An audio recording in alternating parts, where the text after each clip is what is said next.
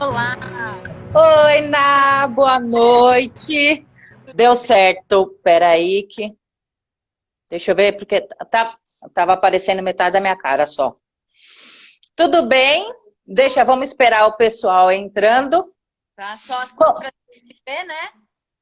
Só não vou falar bobeira. A Antonella nasceu ontem, nem precisava voltar. É recente, Já.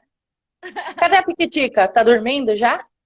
tá? Quer dizer, espero que esteja dormindo, mas talvez não.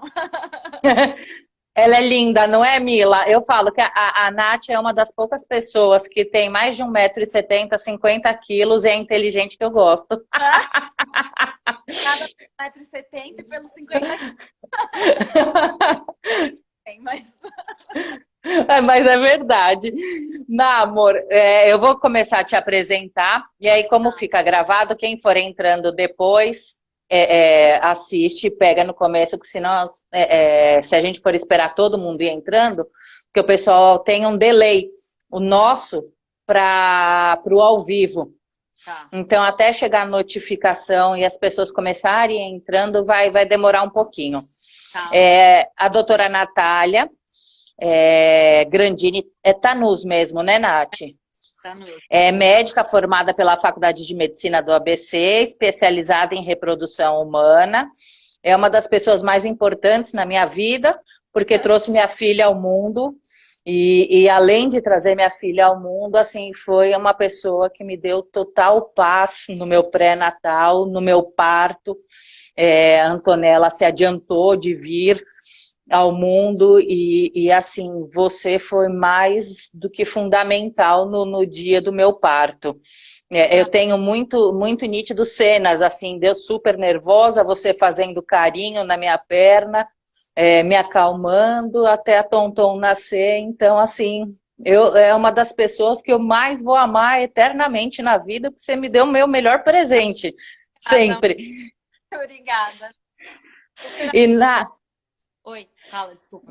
Não, eu queria primeiro te agradecer imensamente pelo convite. Eu não conheço uma profissional melhor para falar sobre esse assunto do que você, principalmente por eu ter vivenciado o lado oposto do nosso tema.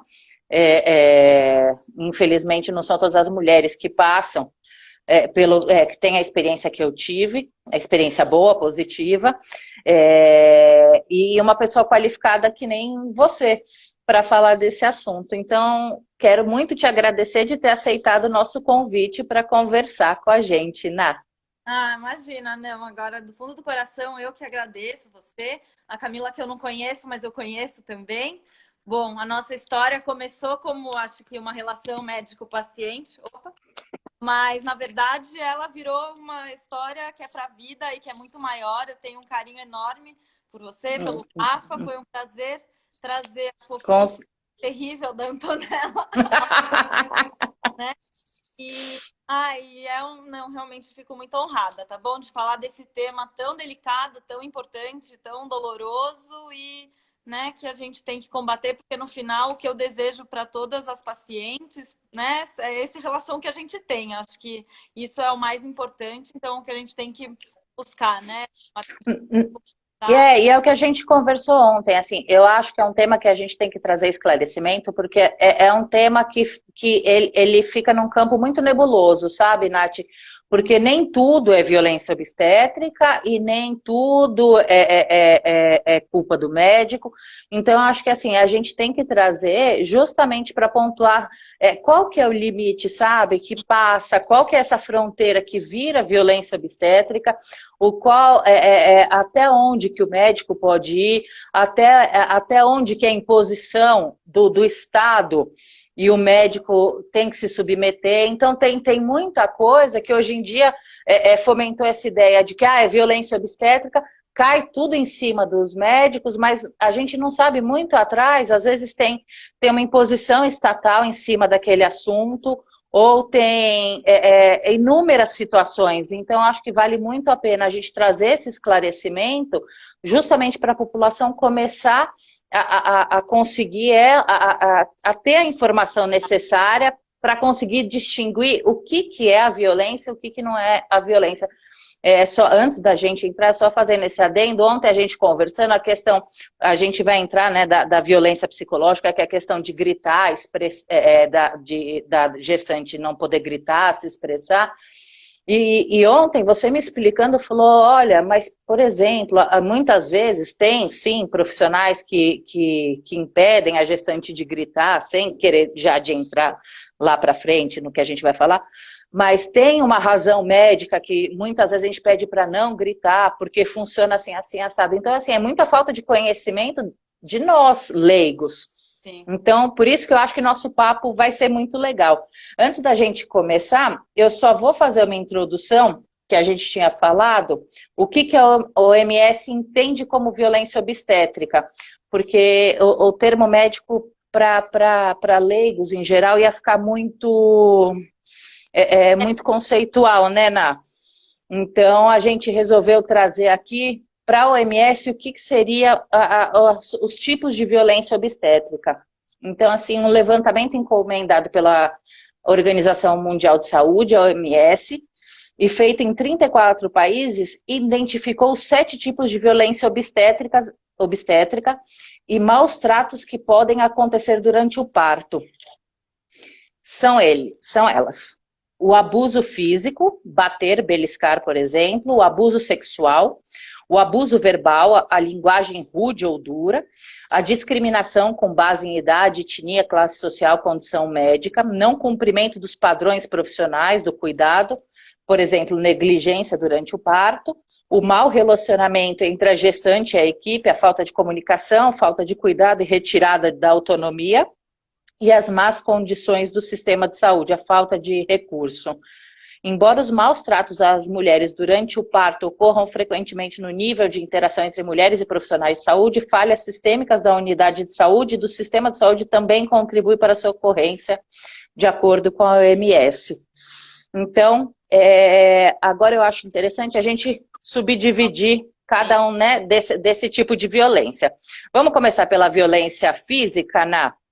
Vamos. Antes de mais nada, não, é importante também a gente sempre ter em mente que profissionais ruins têm todas as especialidades, inclusive na minha área.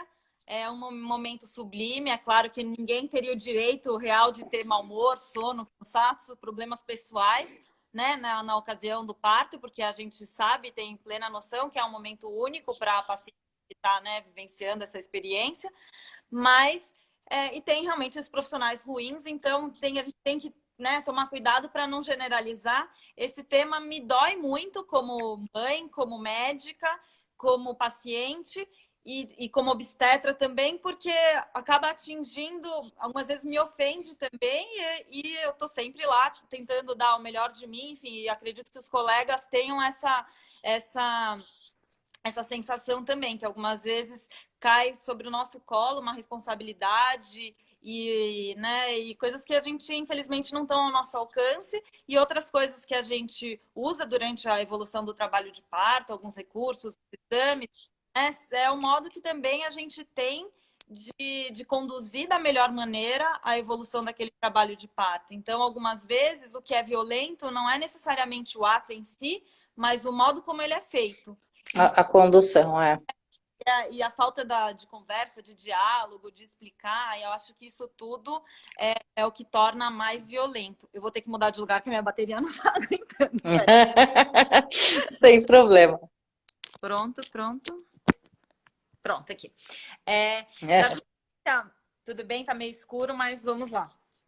Da violência física, a coisa que é mais criticada, enfim, e questionada e visto como violência obstétrica é o exame de toque vaginal, né? Eu acho que é uma das principais. Então, o toque vaginal, é claro que ele não é agradável, ele é um exame desagradável, mas, enfim, ele é necessário porque é o único recurso que o obstetra tem para avaliar a evolução do trabalho de parto. Na faculdade, quando a gente aprende, né, a condução do trabalho de parto, teoricamente a gente tem que fazer esse exame de toque a cada hora para ver se está tendo uma evolução que a gente considera, enfim, favorável, ou como está a evolução do trabalho de parto, e para ir tomando as medidas, né, necessárias e cabíveis para cada etapa.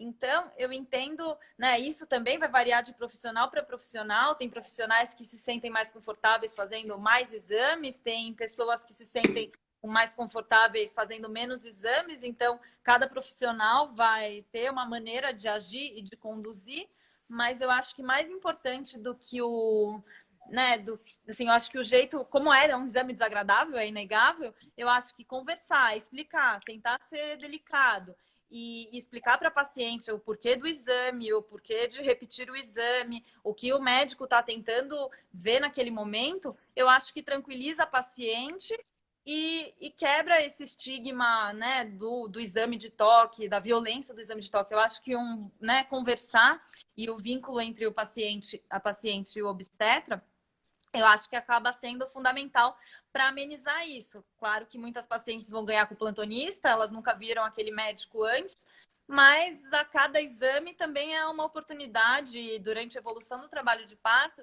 tem uma oportunidade de criar esse vínculo, claro que numa outra velocidade, que, né, não é o Do ideal, que é.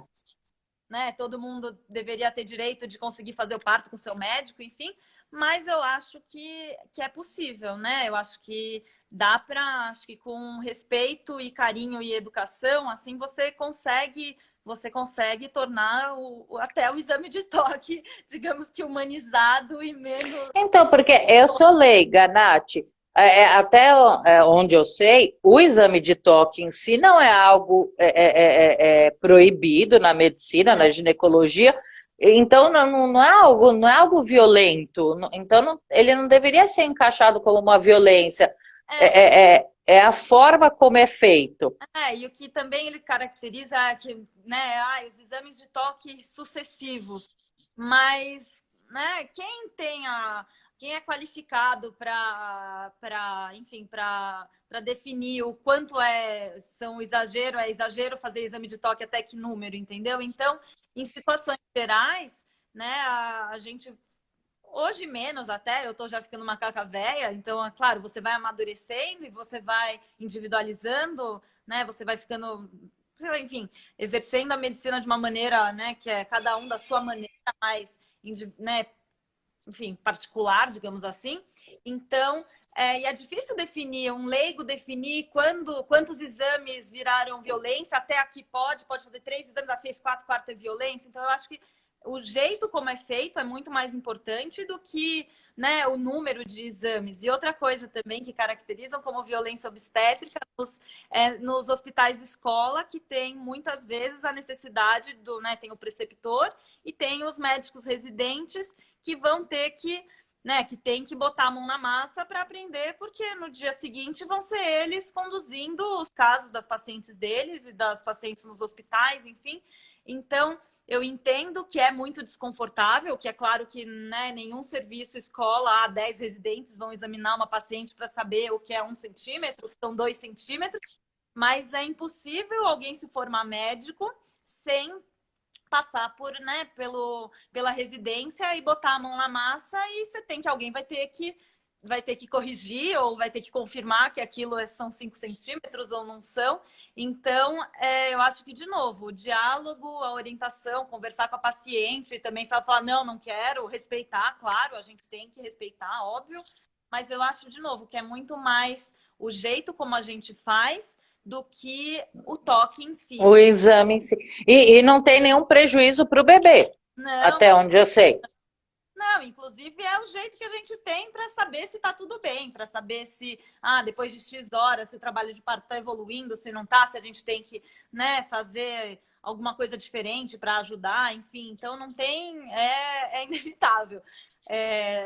Né, tem gente que só examina mais próximo do período, né, do próximo do período de nascimento, então depois de X tempo fica vendo alguns sinais indiretos e examina, mas isso eu acho que varia com a experiência de cada um e o jeito que cada um se sente seguro, né? Mas majoritariamente ninguém examina a paciente querendo machucar ela, né? A não ser os maus profissionais, e espero que ninguém encontre essas pessoas no meio do caminho.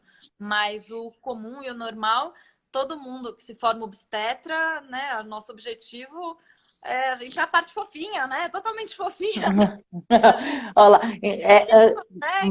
eu acho que é da sua família, Nath, Magda. Interessante, nunca imaginei que toque fosse violência. Eu também não, até estudar para a nossa live. Eu também nunca imaginei que fosse. Nath, outro tipo de violência física listada aqui como violência obstétrica tá a questão da analgesia. Eu falei certo? Isso. Você pode explicar para gente? Bom, analgesia é o momento que a paciente pede anestesia e, claro, e eu acredito, estou vendo vários colegas aqui entrando, né, obstetras.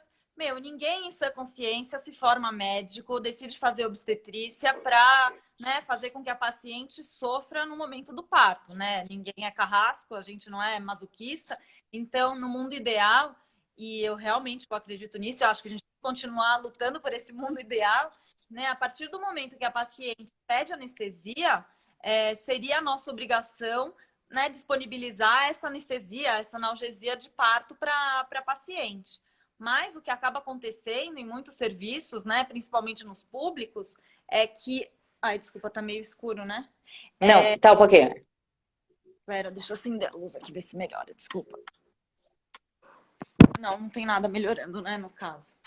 Não, tá. Nada melhora a luz. Bom, Não, mas tá bom. mas o que acontece é que muitos serviços acabam, né, não comportando, né, principalmente os hospitais públicos. Algumas vezes você tem lá 16 gestantes em trabalho de parto, dividindo um ambiente que a gente chama de pré-parto, que é separado por cortina. Tem 3 salas de centro cirúrgico e, né, tem sempre algum procedimento rolando ali no centro cirúrgico, então já ocupando uma sala. E você tem 2 salas para escolher qual das pacientes você vai, né, vai oferecer anestesia e as outras vão ficar sem por uma questão física. Então, é condenável, é um absurdo, é uma pena, mas aí acaba sendo uma violência obstétrica a paciente não fazer analgesia no momento que ela deseja. Por Mas, conta do ente público. mas na verdade a gente está amarrado e muitas vezes a gente não consegue oferecer esse tratamento, né, ideal e para todas as mulheres. E do mesmo jeito que está esse caos de na Itália escolher respirador, claro, as gestantes são pacientes saudáveis, mas a gente escolhe, muitas vezes tem que escolher quem vai para anestesia, quem não vai. E isso é tão, né, em outra escala, porque são pacientes saudáveis e que não vão, né, virar óbito por causa disso, mas é tão horroroso se você for pensar, quanto escolher quem vai para o respirador ou não. Mas, enfim, a gente, né, não consegue muitas vezes fazer a medicina que a gente deseja, né? Então, a gente tem que se adequar à estrutura, infelizmente, que a gente se encontra naquele momento. Tô tentando destravar o meu carregador, tá? Não, Nath, tem algumas coisas da vida que eu acho que assim são sinergia. E a minha irmã vai concordar. Você é que nem eu. A vida junta as pessoas parecidas. A Camila virou e falou assim: você sossega? Porque na live passada eu ficava assim, ó. E não parava. Ela falou: nessa live você para, quieta. Então você vê que os parecidos se unem. Entendeu? Até por acaso. Exato. Minha bateria tá meio mais ou menos, mas daqui a pouco eu volto, eu mudo de posição. Não, fica na paz. Ô, Nath, então, a questão da analgesia tem a questão do sistema público e é óbvio que o profissional que negar deliberadamente fazer, vamos supor que seja num sistema privado, numa rede privada, negar a anestesia para paciente, aí sim, me corrija se eu estiver errada, aí sim talvez possa caracterizar, não generalizando, mas assim... Mas também tem as limitações, mesmo no mundo ideal, dentro do hospital particular. Algumas vezes o plantonista também, né? Enfim, tem alguns momentos no plantão que tudo resolve acontecer ao mesmo tempo. Então, algumas vezes, claro, pode ter, no meio do caminho tem médico preguiçoso que está tomando café e que eventualmente, né, poderia fazer e não faz por preguiça, não faz por arrogância, não faz por falta de empatia. Então, esses, né, são os maus profissionais que existem, a gente sabe que existem. Mas muitas vezes não fazer anestesia, algumas vezes a quantidade de plantonistas naquele momento, você não consegue disponibilizar um para fazer anestesia porque tem outras coisas acontecendo e algumas vezes, né, isso a gente faz no plantão, sempre fez, né? Algumas vezes você tem que selecionar prioridades, porque tem uma quantidade de pessoas limitadas para fazer diversas coisas. Então, claro, tem as más vontades, tem os médicos que não, né? Eu acho que é falta de empatia mesmo, de saber se colocar no lugar da paciente. Mas tem algumas limitações que podem acontecer, vão acontecer menos nos hospitais particulares, ainda bem, mas, né, e também algumas vezes é falta de informação e de orientação durante o trabalho de parto, porque é claro que a gente pode fazer anestesia em qualquer momento do parto, mas o ideal é que essa anestesia seja feita quando a paciente já está numa evolução maior do trabalho de parto. Por quê? Porque, né, a anestesia jamais prejudica a evolução do trabalho de parto, o bebê, nem nada, mas muitas vezes ela pode atrasar um pouco. Então, né, isso é frequente, né? Algumas vezes a gente tenta explicar para a paciente se ela esperar um pouco mais, né? E minhas pacientes, que eu já vi algumas por aí, que tiveram parto comigo, algumas vezes você segura um pouco, você tenta, né, atrasar um pouco essa anestesia, mas o objetivo disso não é com que ela fique com dor, e a gente não abandona a paciente, tem como morrendo de dor. A gente tenta fazer outras manobras para adiar um pouco a anestesia, para justamente ela fazer a anestesia num momento que o trabalho de parto já esteve mais avançado, porque acaba favorecendo a evolução aí do parto normal, entendeu? Peraí que passou uma pergunta aqui, deixa eu só voltar. Parará. Dá para ter parto normal no terceiro filho depois de 2 cesáreas? Que não é do tema de violência obstétrica, né? Mas eu, Natália, não. Eu sei que pode ser feito, mas eu, na minha experiência, eu tenho muito medo de risco de rotura uterina, enfim. Então, eu não banco essa responsabilidade, porque sabendo que o risco existe e sabendo que tem opções melhores, né, eu não tenho. Se acontece alguma coisa com a paciente, eu não vou me perdoar jamais. Então, o parto é o mesmo. Depois de uma cesárea, 20 cesáreas, a condução não vai ser diferente. Mas eu não tenho capacidade de lidar com né, um desfecho desfavorável, sabendo que a gente tem uma opção mais segura. Então, eu não, não, Fechado. não banco. Nath, ainda dentro da violência física, obstétrica física, tem a questão do impedimento da movimentação da gestante. De... A gente já tem claramente, né? E quanto a gente sabe que para a evolução favorável do trabalho de parto, realmente é fundamental que a gente ande, se mobilize. Tem alguns serviços que também, com a paciente anestesiada, pelo risco de queda, eles não deixam as pacientes deambularem depois da anestesia. Né? Quando a gente está nesse serviço, a gente tenta, né, contornar, enfim, porque, né, a gente está lá do lado e a gente, né, vai oferecer apoio, enfim, né, se tiver alguma coisa. Mas então, assim, algumas vezes isso acontece por uma regra do serviço e, em geral, a movimentação, eu acho que isso é uma coisa né, de médicos mais antigos, porque hoje a gente sabe que a movimentação ela ajuda muito a evolução e também vai ter a limitação física do espaço que você tá, né, que você está. Então, né, tem lugar que você pode andar num ambiente pequeno, tem lugar que você pode andar no corredor, e isso vai depender também do serviço. Mas, claro, eu acho que temos o direito de deambular, e não poder deambular sem ter uma razão física para justificar isso é meio absurdo, né? Então, pode ser, claro, considerado uma violência, e dependendo do que você fala que a paciente não pode, né? Eu acho que tudo é jeito de falar, né? Eu acho que no final das contas é o jeito, não é o ato em si, né? É o jeito e avaliando, é o que a gente conversou bastante ontem, né? Avaliando o caso a caso, né? Da paciente, você como médico tomando a decisão se do toque, o que quer que seja, da anestesia, se é o caso de cada... E é a forma de condução mesmo, é que realmente É o que eu te falei. O meu universo, eu queria que todas as gestantes passassem pelo que eu passei.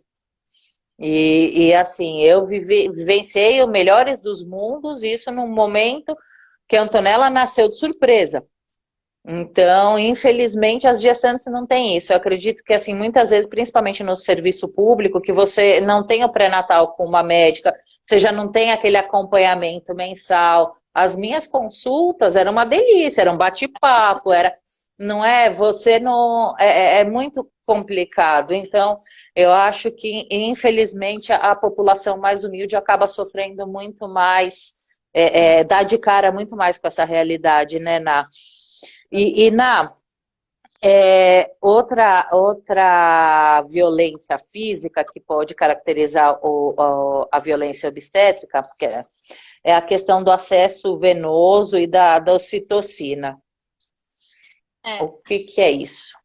na verdade, assim, a maioria, todas as gestantes, mesmo as que são baixo risco, que são aquelas que teoricamente têm uma chance muito pequena de ter uma complicação, a gente brinca que gestante ela só pode ser definida como baixo risco depois que nasce, porque mesmo as pacientes que têm uma chance muito baixa de evoluir com algum desfecho desfavorável durante o trabalho de parto, podem, né, ter uma hemorragia pós-parto, então aquela paciente jovem, sem comorbidade, saudável, que estava tudo evoluindo bem, eventualmente pode ter, né, apesar de não ser o comum, mas ela pode vir a ter uma hemorragia pós-parto. Então, por exemplo, então assim, o acesso venoso é uma segurança, é um respaldo nosso e é um respaldo da paciente. Então, o objetivo de deixar um acesso, uma veia pega, que é a veia, né? Deixar uma veia pega para começar, assim, né?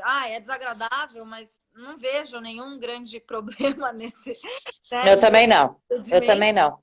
Mas é para segurança da paciente e do médico também, porque se acontece alguma coisa e a paciente não está com veia pega, por exemplo, ela tem uma hemorragia pós-parto, a culpa é minha. Então, eu acho que já que não é nada muito ofensivo, nada muito invasivo, nada, tá, não é muito agradável, mas, poxa, um acesso venoso não incomoda tanto.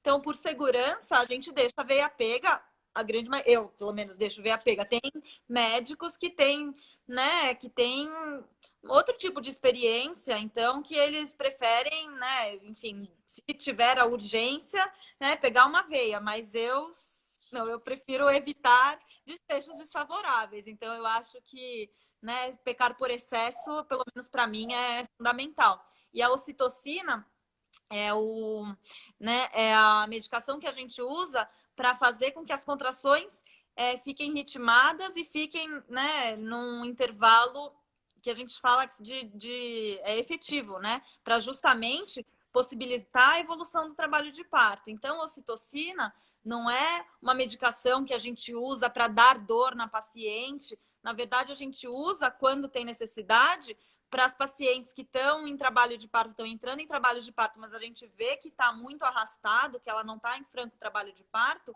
para otimizar o trabalho de parto. Então, a ocitocina não vai dar mais dor do que ela teria com as contrações regulares, mas algumas vezes o tempo demora para fazer com que essa gestante entre num ritmo, né, de contrações mais efetivas. Então, o objetivo da ocitocina não é, e aí na violência obstétrica, né, acelerar os partos para o médico ir embora rápido do hospital, não sei o que. Enfim, não, o objetivo da ocitocina é otimizar o trabalho de parto, entendeu? E claro, e com várias pacientes a gente conversa, muitas vezes não precisa, eu converso com as pacientes quando tem indicação, e eu, particularmente, eu nunca tive problema. Então, acho que assim, explicar e orientar isso durante o pré-natal é muito importante também. Então, claro que quem vai ganhar com o médico que fez pré-natal tem essa facilidade, mas assim, quanto mais informação a paciente tem, né, durante o trabalho de parto, durante a própria pré-natal e a gravidez, ela vai ter a oportunidade de ir tirando as dúvidas e muitas vezes muitas fantasias, né? Então tem muita coisa que é fantasiosa durante. Ah, é. Então, assim, É. pensar sobre isso durante a gestação para tirar dúvida e, enfim, entender o porquê. Porque então não é, a gente não liga o soro para, porque tem compromisso, então para nascer logo e ir embora. Não é esse o objetivo. O objetivo é justamente fazer com que o trabalho de parto seja mais efetivo né, que é o esperado, é o como deveria estar, né, como deveria ser. Então, não é para medicalizar um procedimento, um processo que é fisiológico. Na verdade, é porque ele é fisiológico, mas muitas vezes ele, mesmo sendo fisiológico, ele não está acontecendo da maneira que a gente espera que aconteça, entendeu? Que a fisiologia, inclusive, espera que aconteça. Então, é basicamente, né, das pessoas. Eu acho que, assim, agora a gente conversando de novo, eu acho que essas diretrizes que a OMS traçou foram exatamente essas, por conta acredito eu, que por conta do sistema público mesmo, que muitas vezes as coisas são feitas a toque de caixas, as pessoas não fazem, não têm o parto com os médicos que fizeram o pré-natal, acredito que não. Não que sejam maus profissionais, muito pelo contrário, mas eu acho que muitas vezes a violência acaba acontecendo justamente por ser tudo feito a toque de caixa e pelos médicos não terem o subsídio necessário mesmo, não terem o respaldo necessário e por falta de material do Estado mesmo. Então, talvez porque, assim, no nosso mundo, Né? eu acho muito... E a comunicação e informação, ela é fundamental. Então, para os pacientes mais humildes, eu acho que é a falta total de informação. Exato. Os pacientes chegam lá e, assim, elas querem ter cesárea porque elas não tiveram nenhum preparo para lidar com a dor durante, né, pensar sobre o parto normal, pensar nos benefícios do parto normal, dos riscos da cesárea. Então, pela falta de informação que a gente acaba vendo no hospital público, é que as pacientes, elas sofrem essa eventual violência quando ela acontece, não estou dizendo claro que ela acontece, mas eu acho que é uma lacuna de informação. Nos hospitais particulares, quando ela acontece, aí eu acho que é um pouco o contrário. Aí eu acho que é excesso de informação, muitas vezes a paciente ela acha que ela, por ter sido muito informada, isso, claro, quando você ganha com o seu médico, mas por ter, né, durante o pré-natal, ter lido, ter entrado em blog, site, livros, conversado, eu acho que muitas vezes elas também se apropriam de um conhecimento. Concordo. E elas tentam entrar em conflito com o médico, mas O assim, doutor Google, eu sinto muito isso como advogada. A gente sente muito isso como advogado, eu acredito que vocês sentem muito como médico. Você vai lá no Google, cliente liga aqui já com a tese pronta, como... Eu, assim, eu pego meu exame de sangue, jogo no Google. Eu já morri 10 vezes e voltei. A então, cada exame de sangue eu já morri 10 vezes e voltei. e aí você se apropria de um, né? Então, no SUS eu acho que é mais a falta de informação, mas eu acho que o excesso de informação te torna um especialista, um falso especialista. Enfim, então eu acho que o importante é isso para, né, para as duas situações, é você escolher o médico e confiar nele do começo ao fim. E caso você não possa escolher seu médico, você vai ganhar no plantão, seja no hospital particular ou no hospital no SUS, também tentar, assim, se entregar de corpo e alma mesmo, porque E confiar no profissional, exato. 99% dos obstetras, né, fazem isso por amor e porque a coisa que eles Sem dúvida. mais gostam é mãe feliz e bebê saudável no colo da mãe. Então, Sem dúvida. Sem dúvida, mas eu acredito que realmente isso tem, e é importante a gente falar, só fazendo um adendo aqui, que hoje no Brasil não existe uma lei específica sobre violência obstétrica. Existe alguma legislação esparsa, estadual, eu vi que Santa Catarina regula a violência obstétrica em uma situação ou outra, alguns estados, mas no Brasil não tem. Então, assim, agora eu vou falar rapidinho só a parte legal. Eu acredito que se dessa violência obstétrica resultar em algum dano, aí sim vai para a parte legal já existente. A Camila falou aqui que no final tudo se resume à conduta do médico com o paciente. Se houver bastante esclarecimento e atenção, o paciente se sentirá mais seguro e fluirá. Com certeza, eu falo por mim. Eu tive todos os esclarecimentos possíveis e imagináveis e mais um pouco. Mas é que, com certeza, tudo isso, infelizmente, veio por conta de um sistema totalmente precário que a gente tem e que essas pessoas que não têm o acesso que eu fui privilegiada e tive, passaram por coisas que, enfim. inquestionável e a gente tem que lutar, não é? Mas, assim, no final das contas, a gente não tem que combater só a violência obstétrica. A violência obstétrica parece ser o ápice ali, a ponta do iceberg. Na verdade, a violência obstétrica pode, fora os maus profissionais que existem e tal, mas ela pode ser reflexo de um sistema que ainda é muito primitivo e está completamente, não está preparado para, né, para coisas básicas, por exemplo, assistência ao trabalho de parto, entendeu? Então, e também quanto mais informação, enfim, né, para você decidir se você quer ter o parto, porque, né, sem anestesia, então isso tá super na moda, tem um monte de gente procurando essa vertente, e quando você, na verdade, a do SUS, coitada, muitas vezes elas têm que fazer o parto sem anestesia, que é o parto dos sonhos da outra, né, mas é falta de informação que eu acho que no final torna tudo muito difícil no SUS. Não, e gente, Por aqui não a pode. gente tem que deixar uma coisa muito clara aqui. Não é o paciente que tem que decidir.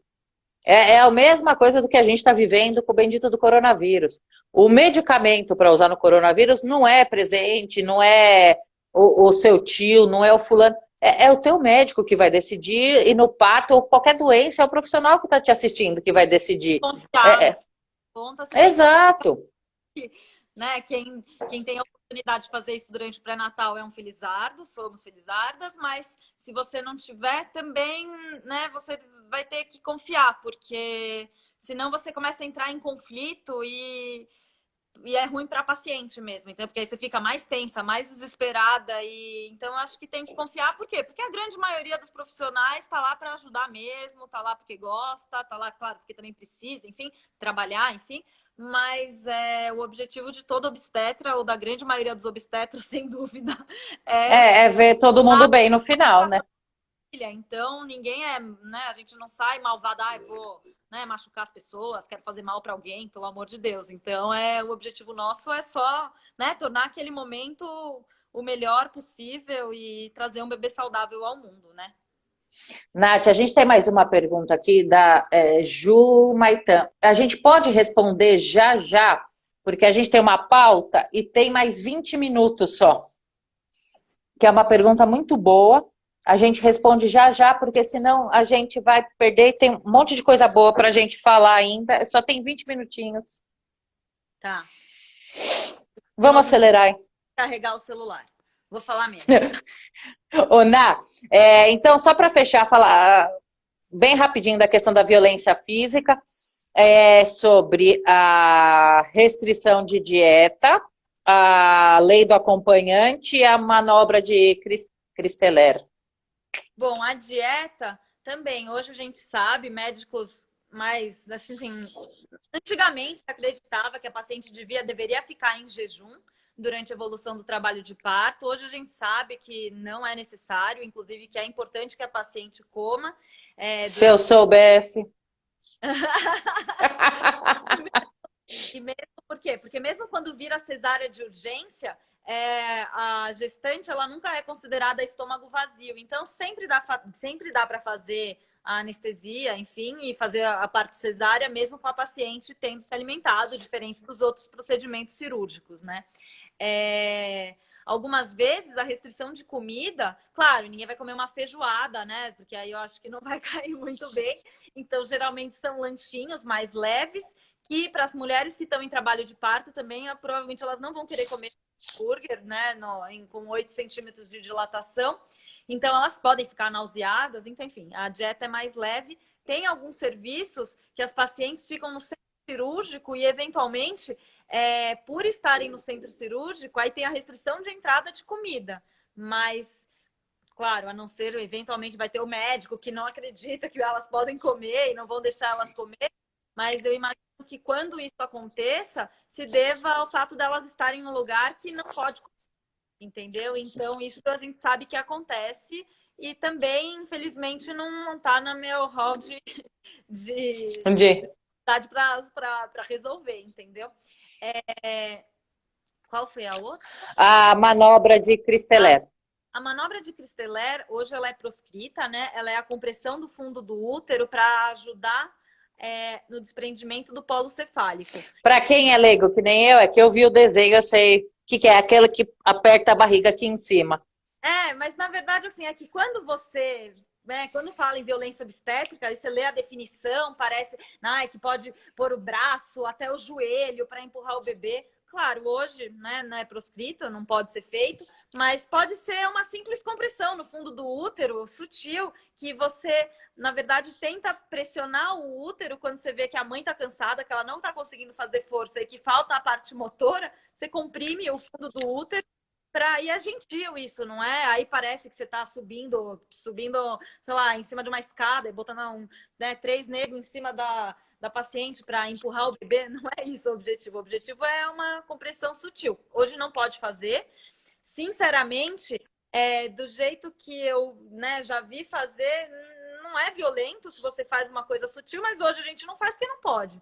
Mas ele ficou muito caracterizado como, né, uma grande compressão, e aí você vê imagens que são horríveis mesmo, e claro, tem gente que faz com mais intensidade, mais força, mas mesmo quando é feito em situações mais extremas, talvez a gente violenta e esses maus profissionais, mas muitas vezes é desespero também, que o bebê já está lá há muito tempo e esse bebê não está nascendo e você precisa fazer alguma coisa para tentar acelerar esse expulsivo. Então, a gente evita ao máximo, não pode fazer, mas muito provavelmente as pessoas que viram ou que estiveram nessa situação, foi uma medida desesperada do médico de fazer nascer e não objetivo de violentar ninguém, entendeu? Mas tem outras manobras que a gente pode fazer e a gente não deve fazer.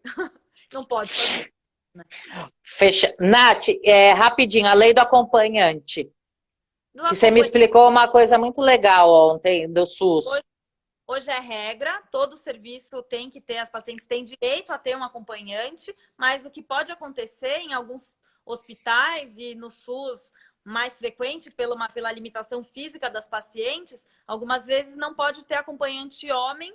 Por quê? Porque são várias mulheres de camisola, sem, muitas vezes sem sutiã, sem calcinha, enfim, que ficam expostas, deambulando durante o trabalho de parto. Então, algumas vezes há uma restrição do acompanhante do sexo masculino para justamente preservar as mulheres, As outras acompanhantes, né? Como está a situação dos acompanhantes durante a pandemia? Não, nunca não pôde acontecer, sempre teve. Na Itália, inclusive, eles acabaram restringindo, a gente ouviu relatos de mulheres que não podiam ter acompanhante, mas no Brasil sempre teve direito, pelo menos nos hospitais particulares. Então não tem essa restrição. Agora, dentre as violências obstétricas, tem a violência. Eu vou passar para a sexual, depois a gente volta para a psicológica, tá? Tem a violência sexual, que uma delas é a episiotomia. Isso. É isso. Eu não pode... tá vendo, né? Eu estou tentando aqui achar uma luz melhor, mas realmente...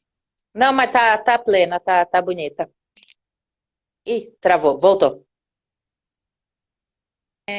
A episiotomia, ela é um corte que pode ser feito na musculatura que contorna a vagina, e ela é feita para aumentar o diâmetro e a amplitude do canal de parto. Antigamente, isso quando eu estava na residência, então faz 10, 12 anos que começou a ter a mudança, então a gente aprendia que a episiotomia, que é esse corte, ela deveria ser feita de rotina para todas as pacientes, para direcionar a lesão, digamos, o corte, para prevenir a lesão do reto. Então, assim, durante a saída da cabeça do bebê, é normal romper parte da mucosa da vagina, um pouco de tecido subcutâneo, a musculatura do períneo, e pode acontecer de romper o esfíncter anal e a mucosa do reto, né? Então, a ampola retal pode, explodir durante o trabalho de parto. Então, a gente aprendeu, por muitos anos, que fazer episiotomia, você direcionava esse corte e impedia de ter essa laceração de quarto grau, que é a laceração do reto. O que os estudos foram mostrando, e isso foi bem na época que eu era residente, inclusive, é que você não precisava fazer episiotomia fazer a episiotomia em todo mundo para prevenir um evento que era raro, era besteira. Então, hoje a gente sabe que a episiotomia, ela não deve ser realizada rotineiramente em todas as pacientes. Mas eu acredito que ainda hajam médicos que se sentem mais confortáveis em fazer. E eu acho, agora, assim, como obstetra mesmo, é muito ofensivo ouvir que a episiotomia é uma violência, né? Eles falam até como mutilação, porque o objetivo de fazer episiotomia não é mutilar ninguém, assim, é justamente prevenir um evento que é raro. Então, quem continua fazendo provavelmente não se atualizou, são médicos mais antigos, são médicos que têm mais experiência fazendo episiotomia, porque, né, enfim, é possível ter convicções também, né, e opiniões pessoais. Diferente. A gente sabe que a maioria das pacientes vai nascer sem episiotomia, mas algumas vezes eu, para as minhas pacientes, eu não falo, assim, muitas falam, você faz episio? Eu, na grande maioria, não faço episiotomia, mas se eu achar, no momento do parto, que o bebê não está nascendo e que falta ampliar o canal de parto para ele nascer, para abreviar aquele momento em que o bebê está lá embaixo, com, né, menor aporte de oxigênio, e fazer ele nascer, se eu achar que a episiotomia vai ajudar, eu vou fazer, porque ela salva vidas, na verdade, entendeu? Então, ela não acho que ela precisa ser feita rotineiramente, acho que ela deve ser conversada também, deve ser explicado e conversado, mas, né, taxar toda episiotomia de violência, eu acho que é um pouco... é um pouco ofensivo. E, claro, ela pode deixar sequelas. Tem pacientes que têm relatos de dor sexual, né? Outros distúrbios na relação depois da episiotomia. Isso, sim, a gente sabe que pode acontecer, mas também, algumas vezes, se a gente não fizer, o bebê pode ter um prejuízo também. Então, difícil você ponderar e naquele momento você vai... Qual é o bem maior? Exato. Tem que escolher. Amor, exato. É um evento, né? A paciente ficar com disfunção sexual, enfim, depois, ou dor crônica, pode acontecer, a gente sabe que pode acontecer, mas também não é frequente. Então, a gente, né, algumas vezes a gente tem que decidir. Não, você tem que avaliar qual que é o bem maior no momento, concordo. E o ponto do marido. O ponto do marido. O ponto do marido realmente é um nome horroroso. Esse ponto do marido, eu achei até que era um nome brasileiro, eu fui pesquisar, mas é o husband stitch, desde a Inglaterra, em todos os países eles usam esse termo. Quando, com ou sem episiotomia, muitas vezes durante a passagem da cabeça no canal de parto, vai romper a musculatura, né, que fica em volta da vulva, do introito vaginal e da vagina. E para restabelecer a anatomia, essa musculatura e ela fica em volta da vagina, vaginal. E essa musculatura, quando ela é lesada, né, quando ela se rompe durante o trabalho de parto, durante a expulsão, a gente faz um ponto para restabelecer essa estrutura, para restabelecer a anatomia daquele músculo.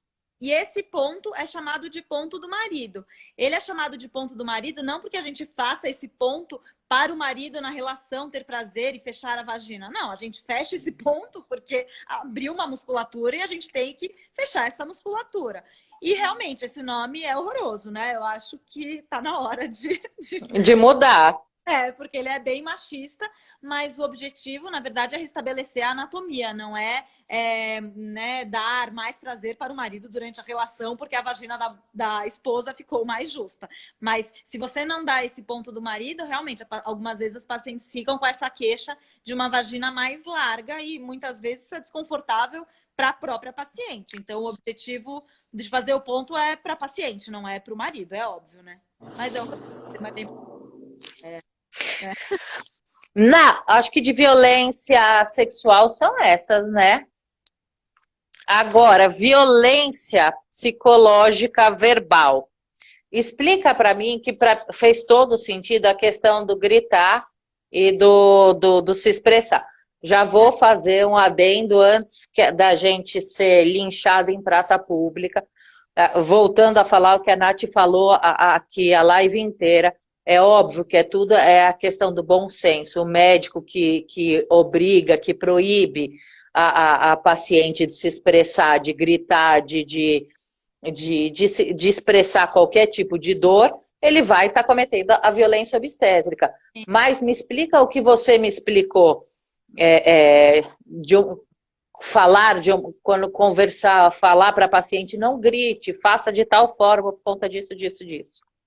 Então, muitas vezes, claro, as pacientes têm todo o direito de se expressar, berrar, e só quem já teve dor de trabalho de parto sabe, né? Que é aquele berro e, né, é meio libertador. Mas muitas vezes, nós como médicos, a gente fala para as pacientes não gritarem, não porque a gente está calando e não porque a gente está coibindo, ou que a gente não está se importando, ou porque a gente está violentando.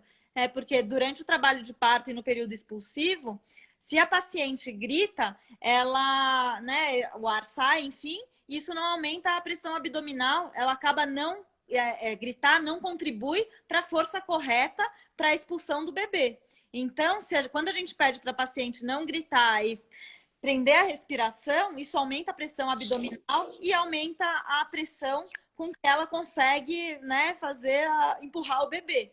Então, né, muitas vezes mas para ela tentar fazer a força correta. Então, né, e isso pode ser entendido como violência e vão ter as pessoas que vão gritar violência. Isso é condenável, mas muitas outras vezes o objetivo de não gritar é para elas se concentrarem e tentarem fazer na força correta, enfim, que vai ajudar na evolução, né, e no nascimento do bebê. Isso é a questão da problematização que a gente falou ontem. Hoje em dia, não problematizar onde não tem que ser problematizado. Onde tem violência tem que ser punido como violência.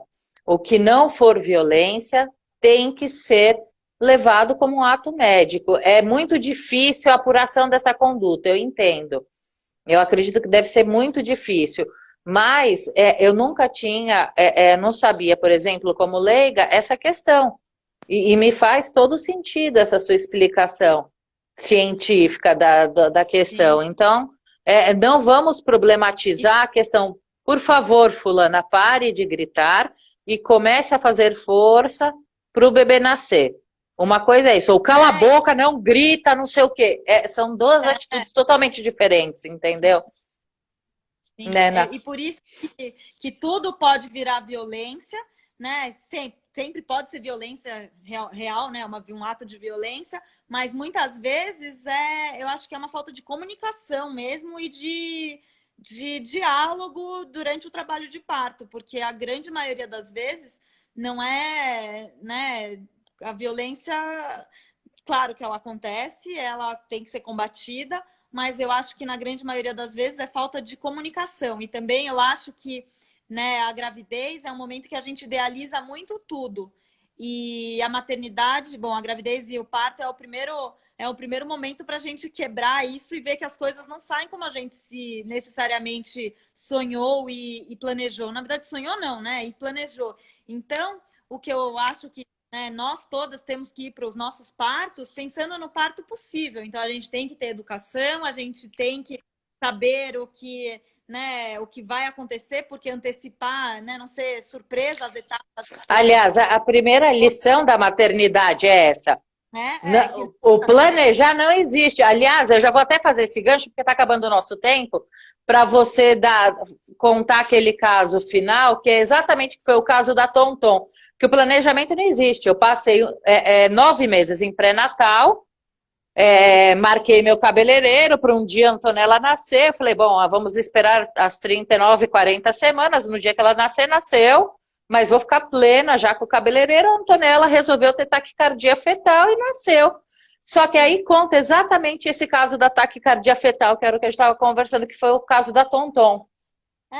E a gente fica numa situação tão difícil, nós obstetras, que, então, assim, se você está conduzindo uma paciente, né, e ela está, sei lá, em trabalho de parto, ela quer ter muito parto normal e no meio do trabalho de parto, a gente descobre, faz o exame do coraçãozinho e vê que o exame não tá bom, que ela tem indicação de fazer cesárea porque o bebê começou a correr risco e a paciente quer muito parto normal. Se eu indico a cesárea, ela pode me, e salva o bebê, ela pode me processar depois, porque eu coibi ela a ter um parto cesárea e ela não tinha o desejo de ter o parto cesárea.